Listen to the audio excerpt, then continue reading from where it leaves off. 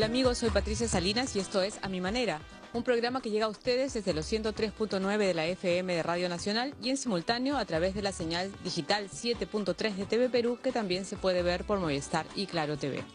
Hoy tendremos en el programa a Hugo Coya, periodista y escritor, quien nos hablará no solo de uno, sino de dos libros que acaba de publicar: Los secretos de Elvira y El periodista y la televisión, una suerte de guía para reporteros, redactores, productores, directores, tanto que necesitan toda esta gente involucrada con la televisión y que emprenden la tarea de rescatar la historia para fragmentarla en noticias que luego serán transmitidas por televisión. Bueno, ahora sí doy la bienvenida a Hugo Coya y yo le decía que me interesa mucho más el libro que se refiere a los periodistas y la televisión, que no lo tenemos acá, pero tenemos Los secretos de Elvira. Bienvenido, Hugo.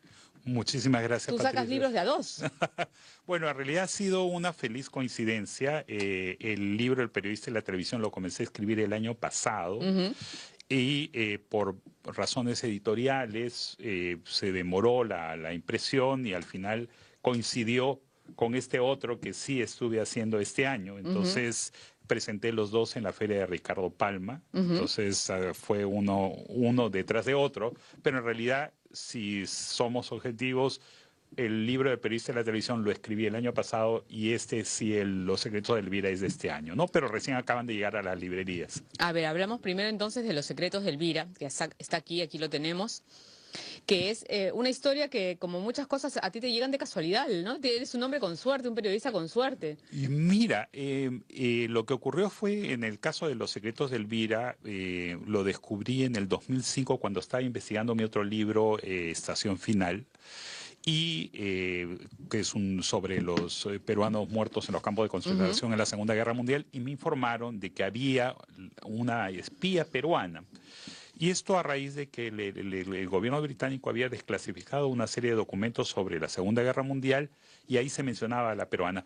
Pero el nombre no estaba confirmado, incluso no había certeza si había nacido en el Perú o no, y todo ese tipo de cosas. Y la verdad lo dejé como un pendiente, Claro. ¿no? O sea, quería investigar más, pero como no tenía mucha información, seguía con el otro libro. En el 2011, el gobierno británico ya desclasifica todos los expedientes relacionados con este grupo que formaba ella. Era un grupo de 5 dobles agentes, entre lo que estaba la peruana, Vera de la Fuente, y me avisan, solicito, me mandan una copia y consigo reconstruir toda la historia de ella. La gran ventaja en el caso de Elvira es de que hay muchísima información. Porque como era una doble agente, el gobierno británico le tenía chuponeado el teléfono, la seguían, había un diario personal que ella llevaba donde ella contaba todo, y entonces los expedientes eran muy fáciles. Incluso ella concedió entrevistas al final, antes de fallecer. Era una Matajari. Era una especie de Matajari, era una persona muy, muy interesante, porque una persona avanzada para su tiempo. Era políglota, era politóloga, era lesbiana, era de la alta sociedad, amiga del rey Jorge VI de Inglaterra, estaba en el grupo más selecto de la alta sociedad europea. No. Ella en realidad es de familia de origen arequipeño, de origen arequipeño por el lado de la familia de la Fuente. Su padre nació en Lima y hay una discusión sobre eso que yo pongo en el libro, porque resulta que según los registros británicos ella nació en Lima, pero según los registros franceses ella habría nacido en París. Entonces, pero seguramente que tiene la nacionalidad arequipeña. Totalmente, absolutamente. Tan arequipeña que mañana sábado a las 7 de la noche estaré en Arequipa para la Feria del Libro de Arequipa para presentarle a los arequipeños a esta hija de arequipeños que fue tan importante para la Segunda Guerra Mundial. Claro, porque dice que cambió el rumbo de la guerra mundial. Absolutamente, por dos hechos muy, muy importantes, muy breves que te explico. Primero, salvó a Londres de un ataque de los nazis con armas químicas, nada menos, porque les dio información equivocada, diciéndole que como ella era doble agente, les desinformó a los alemanes diciéndole que los británicos tenían armas mucho más poderosas y tomarían represalias peores contra Berlín en el caso de que atacasen con gases como tipo sarín y ese tipo de armas químicas. Y la segunda, y quizás más importante por lo que pasará a la historia, ¿no? Fue que ella desinformó a los alemanes acerca del lugar exacto donde sería el desembarco, el día de que cambia el rumbo de toda la Segunda Guerra Mundial. Recuerdas que hasta ese momento los alemanes estaban ganando la guerra, y a partir del día de que los aliados invaden Normandía y el continente, avanzan y hacen retroceder a los nazis y al final ganan. Entonces, por estos dos hechos, esta mujer se vuelve un personaje extraordinario. O sea, una peruana que cambió realmente, como lo digo en el libro, cambió el rumbo de la historia. De repente el mundo no sería el que conocemos ahora sin la intervención de esta mujer. Y como en el caso anterior, la historia de la mujer anterior, que en realidad en la que se basa la película... Magdalena Truell. Magdalena Truell. Como ese caso, también estaba como que ahí guardadita y no se sabía mucho de ella. Exactamente, no se sabía mucho. Siendo tan importante. Claro, en realidad, en el caso de Elvira de la Fuente, la razón era porque como era doble agente, estaba bajo los documentos clasificados del Servicio Secreto Británico. Claro. Incluso, mira, hay bastantes cosas. Su familia y sus amigos en vida, muchos de ellos no supieron que ella era una espía. Porque como ella se codiaba... Como tiene que ser un espía. Claro, exactamente. Pero a diferencia de los espías que nosotros pensamos que es una persona pues muy cautelosa, casi... 007. Claro, que dicho se pasó, tiene muchas coincidencias con Elvira. ¿En serio? Sí, porque su jefe... Si tú recuerdas las películas de 007, bueno, y los libros de Fleming, el jefe se llama M. ¿No es cierto? Que en algunos casos es una mujer o un hombre. En realidad el jefe es John Masterman, que fue el mismo jefe de Elvira en la vida real. Es el famoso M. El famoso M, que es el que le da las instrucciones y que le dice cómo debe hacer para mandar mensajes cifrados. De repente ella fue la verdadera agente 007. Bueno, ella fue un agente realmente impresionante, porque además escribía mensajes con tinta invisible, desinformaba, pero aún así no era pues la clásica heroína que llora por la guerra y que sufre, persigue por los nazis. No, ella nunca perdió la pose, tenía mucho dinero, era una ludópata. Le gustaba la adrenalina de estas cosas, probablemente, ¿no? Exactamente, y jugaba en los casinos y vivía muy bien. O sea... ¿Y la historia, Hugo, la has construido en forma de novela?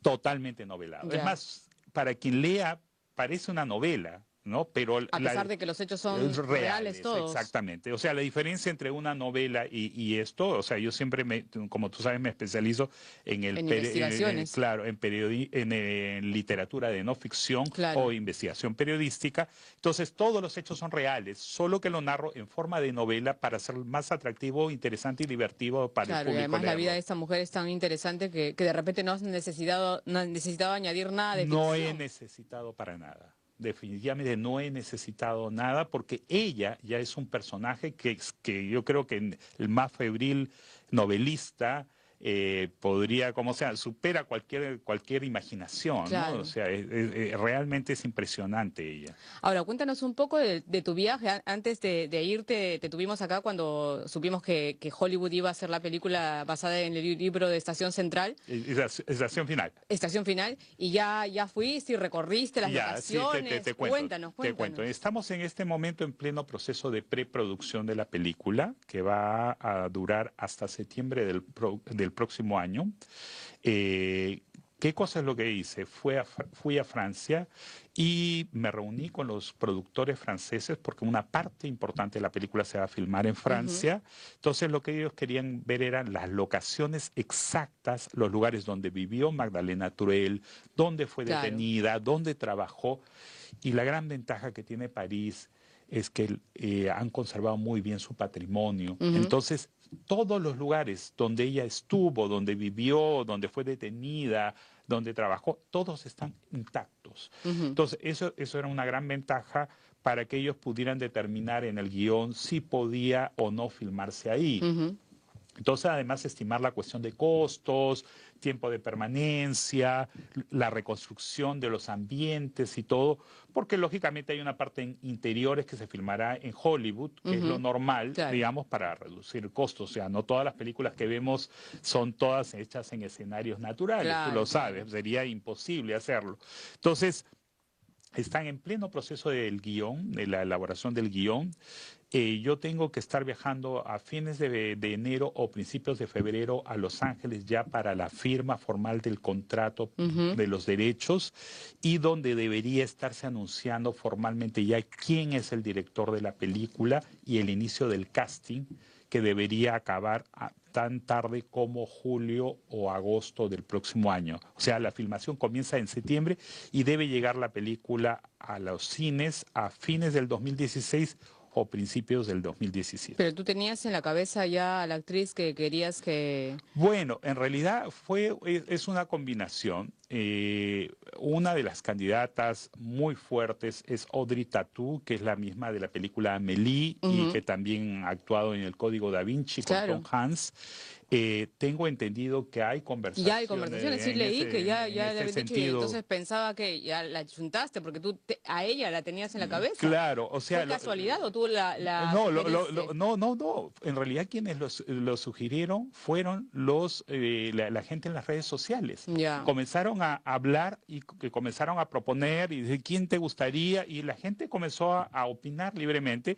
Los productores vieron que había una gran aceptación y además la gran similitud física con el personaje, con las pocas fotos que existen de ella, la hacen impresionante y además ella es una actriz bastante dúctil, tiene una gran capacidad, habla muy bien inglés, habla francés y habla español.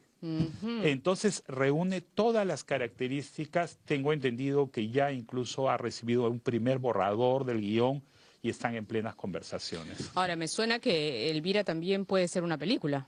En realidad merecería, claro, porque merecería la una historia película. Es impresionante. Yo mismo a la hora que leía y todo, yo decía, pues esto es increíble. Increíble que sea verdad. Que sea verdad. O sea, es más, mi preocupación era cuánto de esto puede haber de exageración en los informes, pero resulta que hablando con la familia, hablando con los amigos, con los periodistas que la entrevistaron y todo, absolutamente una mujer deslumbrante bajo todo punto de vista, impresionante. Y era peruana, o sea, eso la convierte además en vamos a decir, un orgullo nacional porque hizo algo realmente importante para el mundo, ¿no? Y estás un poco descubriendo a las peruanas, que una es más o menos la Schindler peruana. Elvira viene a ser la Mata Hari peruana, ¿no? Exacto. Te falta una para hacer una trilogía de las peruanas. Claro, ahora te digo, quizás lo más difícil es eso, ¿no? Que como hombre poner y tratar de explicar y demostrar y llegar al fondo del sentimiento, las sensaciones y todo aquello que pasa por la cabeza de una mujer, ¿no? Claro. Es difícil, ¿no? Porque eso es lo que trato yo en lo posible. Sobre todo en este libro de Elvira me he preocupado mucho por hacer una reconstrucción acerca de sus pensamientos, de sus amores, de sus desengaños. Por qué hacía esto o aquello, exacto.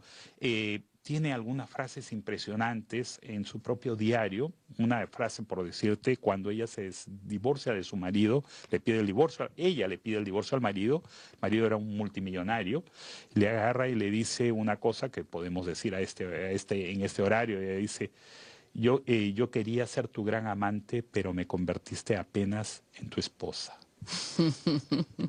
O sea, un poco reclamándole su falta de amor, el desamor, su desatención, que la tenía abandonada y todo. Entonces, y tiene así, como esos, muchísimas frases, así que como tú dices, son de avanzada, son de avanzada, exactamente. De una época a la que ella todavía no pertenecía, ¿no? Exacto. Tiene además, por ejemplo, una anécdota muy graciosa, que es en un momento determinado está en un almuerzo con unas señoras muy encumbradas de la nobleza británica y un mozo le derrama una gota de vino en un vestido carísimo de una de estas señoras y la señora lo agrede y lo insulta y todo y ella sale en defensa de este mozo y se agarra a golpes en medio Ella. de ella, se agarra a golpes con la otra señora en medio de este almuerzo en un jardín así tipo palacete, con Ya. todas las invitadas y con el horror, por supuesto, que salió en la prensa, esto Ajá. de sociales y todo, ¿no?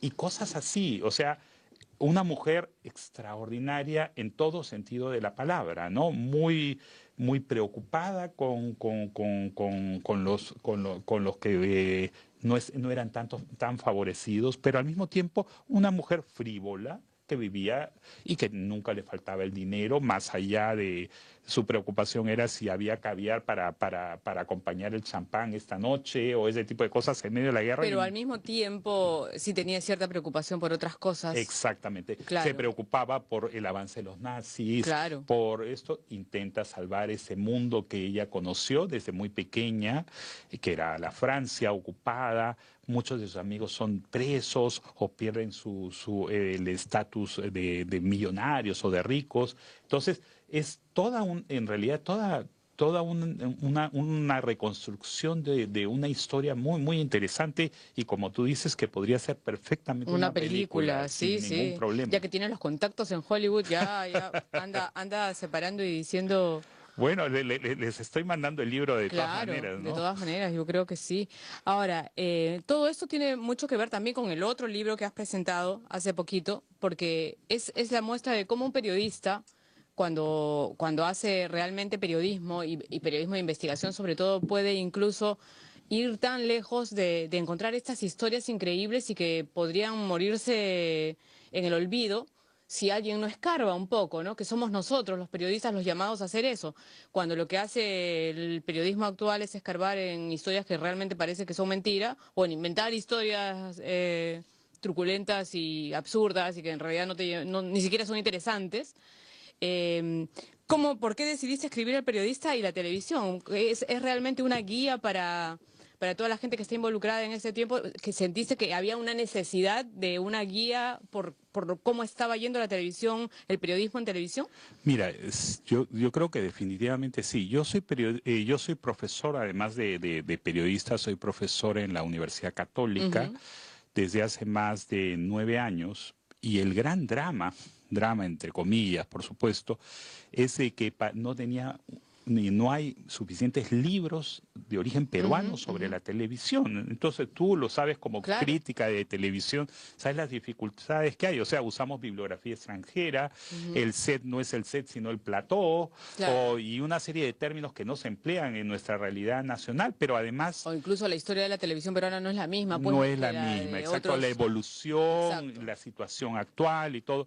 Y entonces mis alumnos siempre me reclamaban, profesor, ¿por qué siempre tenemos que leer literatura extranjera para hablar de nuestra televisión y Ujú. aprender eso? Eso por un lado. Y por otro lado, y tú lo sabes, llevo más de 25 años trabajando en televisión, he Claro. trabajado en la mayoría de canales acá, he trabajado en CNN, también en Estados Unidos, en Globo de Brasil. Y entonces sentí la necesidad de hacer un libro que ayudase un poco a mejorar y a elevar el nivel de nuestra televisión. No solo es una guía digamos, de cómo hacer buena televisión, sino yo trato en lo posible de que sea una reflexión para los periodistas que estamos en televisión, de cómo influimos decisivamente acerca de la memoria colectiva, cómo nosotros con cada reportaje influimos en las decisiones en todos los ámbitos políticos, social y económico en nuestro país y de qué manera esta influencia puede ayudar o no a provocar cambios para mejor en nuestra sociedad. O sea, yo no estoy diciendo que la televisión no debe ser entretenida, todo lo contrario, tiene que ser Claro, entretenida pero estamos hablando de periodismo, de televisión, exactamente. que por lo menos en la parte periodística la televisión debe tener cierta responsabilidad, por lo menos digo, porque en realidad toda la programación debería tener cierta responsabilidad, porque si bien tiene que entretener, tampoco puedes entretener con pornografía, por ejemplo, ¿no? Claro, yo hablo en la vinculación esta del entretenimiento en el tema de la calidad. Ujú. O sea, no puede ser que un reportaje no tenga los dos lados de la noticia, el Claro. denunciado y el denunciante. No puede ser de que el periodista tergiverse la información que espectacularice la violencia simplemente por mostrar algo más escandaloso cuando en realidad el hecho no lo amerita, no lo amerita. No significa censurar, no significa no mostrar lo que ocurre en las calles. La inseguridad ciudadana es una realidad y vivimos una sociedad bastante convulsionada y la televisión es el primer instrumento para mostrarlo, pero hay que mostrarlo con buena calidad. Sin faltas de ortografía, sin lugares comunes, sin usar frases que son cliché y que siempre se repiten. No es necesario meternos al hueco de la avenida, al hueco de la avenida. Todos hacían lo mismo, ¿no? Claro, para agarrar y decir que hay un peligro acá. Hay un peligro acá. O sea, de repente mostrar otros elementos que ayuden al ciudadano de a pie, a la persona que está en el otro lado de la pantalla, a entender mejor la noticia. Los reporteros de televisión se quieren convertir hace una buena cantidad de años en protagonistas de la noticia. Totalmente. ¿Te puedes quedar un ratito más conmigo para hablar justamente de eso, de cómo ves incluso el periodismo de televisión y a partir de ese libro, qué cosa es lo que puede cambiar? O sea, ¿qué es lo que recomiendas que cambie? Vamos a hacer un corte y regresamos.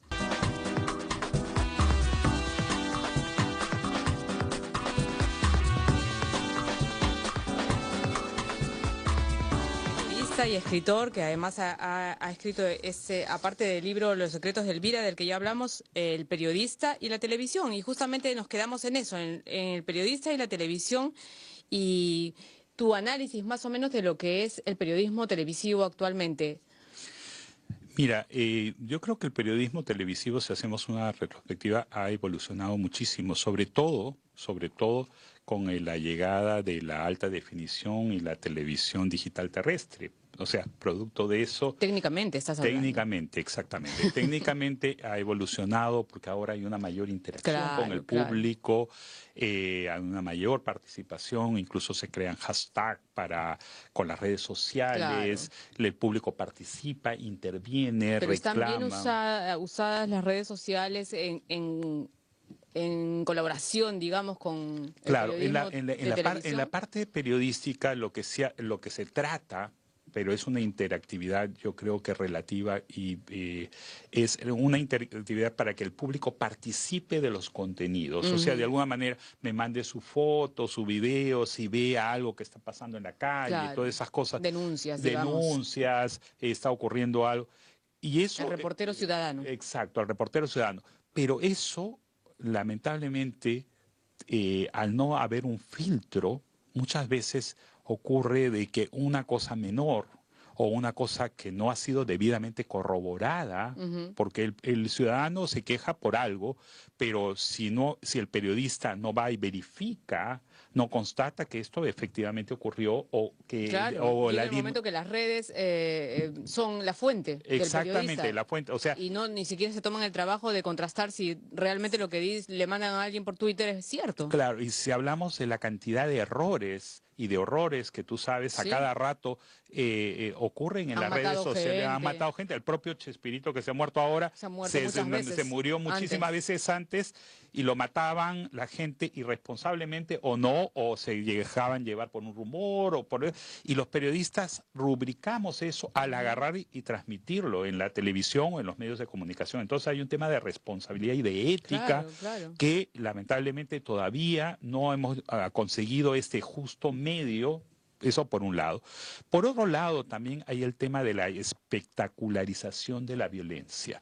O sea, yo entiendo, estamos en una situación crítica, hay un tema de inseguridad ciudadana innegable y no se trata de esconder la basura debajo de la alfombra, pero tampoco de agarrar y convertir al delincuente y al periodista en un espectáculo donde no importa qué es lo que ocurrió, sino qué hacer para provocar alguna reacción del delincuente, para decirle cosas para que el delincuente de repente nos golpee y nos convirtamos en protagonistas de la noticia.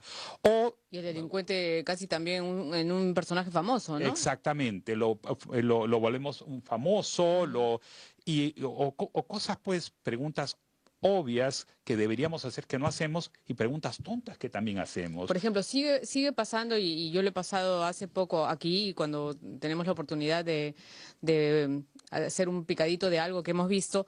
¿Te acuerdas en la época de que comenzó Canal 2, Frecuencia Latina, con reporteras como Mónica Chan y que iban a preguntarle a los heridos si les duele? Y hace poquito seguía pasando lo mismo, o sea, había un chico tirado, se había caído de un puente, estaba doblado en dos en el piso, la chica reporteaba al costado y al final de su reporte le acerca el micro y lo llaman por su nombre y le pregunta si le duele, o sea... Claro, ¿Qué cosa es eso? O sea, ¿qué es clase de una falta reportero? de preparación indudable. Pero les piden eso, o sea, es la responsabilidad de los chicos que salen a hacer los reportajes, esto de los huecos que tú decías, el hueco al que se metieron toditos los reporteros de todos los canales.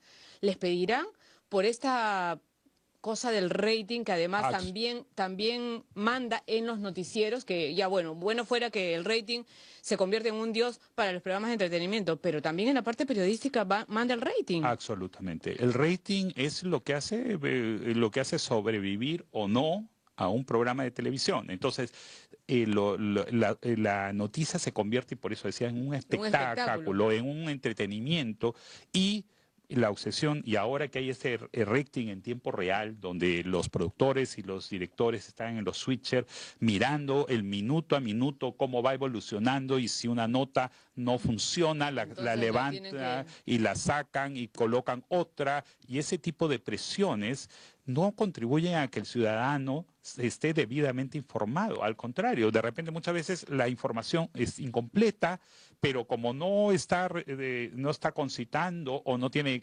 imágenes espectaculares, escandalosas, no llama su atención y puede hacer el zapping. Y para evitarlo, entonces tienes que colocar, y te ves obligado a colocar y hacer más espectáculo como noticia. Además, claro, ¿en qué momento, por ejemplo, los programas periodísticos de los domingos, que eran los programas casi políticos siempre? Claro, líderes, ¿no? Líderes y además... que marcaban una pauta. ¿En qué momento se convirtieron casi en programas de farándula? ¿En qué momento Milena Zárate se convirtió en protagonista de esos programas? ¿En qué momento Andy B se convirtió en protagonista de esos programas? ¿Qué pasó? Yo creo que hubo una gran ruptura y que viene, y esto heredado, y no quiero hacer un análisis exclusivamente político porque no nos daría el tiempo para hacerlo, el tiempo en televisión es tan corto, pero yo creo que eso viene desde la época de Fujimori, con la quiebra de los medios de comunicación que estaban, digamos, que vendieron sus líneas editoriales. Claro, pero ahí había una explicación, o sea, ya trataban de tontear al público, pero se nos quedó ese chip en la cabeza y se dieron cuenta los dueños de los canales que eso funcionaba en términos de rating. Y es que es más fácil agarrar y poner una noticia policial o farandulera que agarrar y poner una noticia política que realmente puede interesar. Entonces es mucho más fácil no opinar y que te dé rating, que te dé la estabilidad. Pero no se está subestimando al público. Totalmente. Porque el público yo creo que sí le interesa muchas cosas. Absolutamente. Y yo creo que hemos llegado a un momento en que es hora de que cambiemos esto. Es hora de hacer un verdadero movimiento a nivel de todos los canales de televisión. Es decir, oye, ¿qué estamos haciendo con las noticias?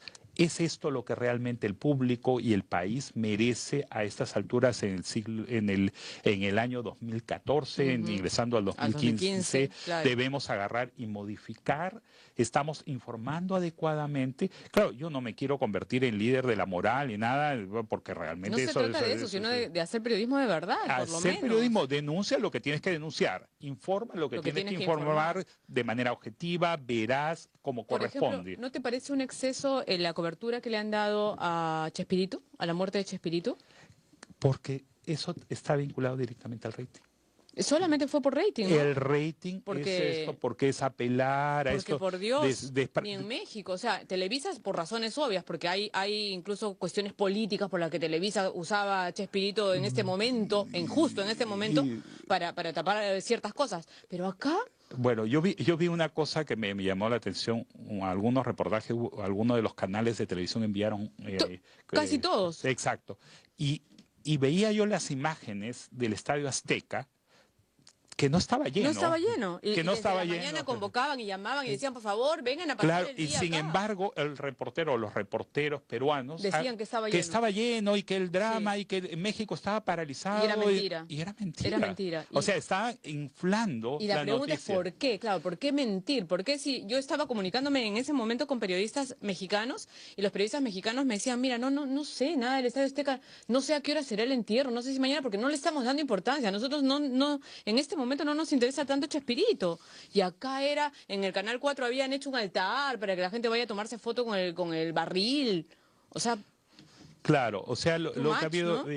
sin ánimo de decir un canal específico, claro, yo creo que todos cayeron de alguna manera en este juego de agarrar y usar el tema Chespirito como para traer, es cierto, Chespirito tiene un papel muy importante en nuestra infancia, en la historia de la televisión, innegable, lógico, es lamentable, lógico, pero de ahí magnificarlo y convertirlo alguien lo convirtió en Chaplin, sí. Alguien ya lo compararon con alguna de las grandes figuras, o sea, tampoco, no exageremos, y eso... y lo más importante es lo que tú dices, los enviados especiales pueden ir y decir, bueno, nosotros estamos acá, los peruanos lo adoramos, pero resulta que acá no es tanto la adoración. ¿Por qué no dicen la verdad? ¿Por qué si el estadio no estaba lleno dicen, sí, la gente se queda afuera? Mentira, pues, no se quedó nadie afuera. Claro, nadie se quedó afuera. El país no se paralizó. No, para nada. Hay cosas como la matanza de estos estudiantes, que eran mucho más importantes, los problemas políticos que enfrenta el presidente mexicano Peña Nieto, el escándalo de la casa y todas esas cosas que son realmente noticia y que dividen a los mexicanos. Algunos sí, evidentemente están conmovidos, pero... Sobre todo, mira, a lo único que han llegado a ir los enviados especiales era a entrevistar a los ambulantes que vendían muñequitos del Chavo, sombreros del Chavo, claro que ellos salieron en mancha porque era su negocio, era el momento de hacer su negocio. Claro, y la típica cosa, cambiando de personaje, estos artistas, eso que ya ocurrió incluso hasta con Miguel Bosé, si recuerdas, que fue un escándalo, ¿no? Cuando le preguntas de las preguntas de la conferencia donde siempre pregunta, ¿ya probó el pisco sour y ya comió y qué plato le gusta? Son 3 preguntas. ¿Ya te gusta el ceviche? ¿Probaste el pisco sour? ¿Te gustaría cantar con Gianmarco? Claro. No, o sea, los periodistas no deberían preguntar... claro, deberían preguntar cosas mucho más inteligentes, porque están representando de alguna manera al público. O sea, estos artistas como vos se van con la imagen de que así son todos los periodistas peruanos y Bosé se los dijo clarísimo. ¿De verdad eso vas a poner mañana en tu periódico? ¿Te interesa que yo diga que me gusta tal o cual comida? ¿Eso va a ser tu noticia? Claro. O sea, es una cosa loca. Bueno, ojalá pues que todos los reporteros, los productores y los involucrados en el periodismo de televisión lean el libro que has escrito y las cosas comiencen a cambiar. Muchas gracias. Esperemos que cambien, no solo por el libro, sino que porque necesitamos una mejor televisión para nuestro país. Así es. Bueno, muchas gracias, Hugo. Gracias a ti, Patricia, por la invitación.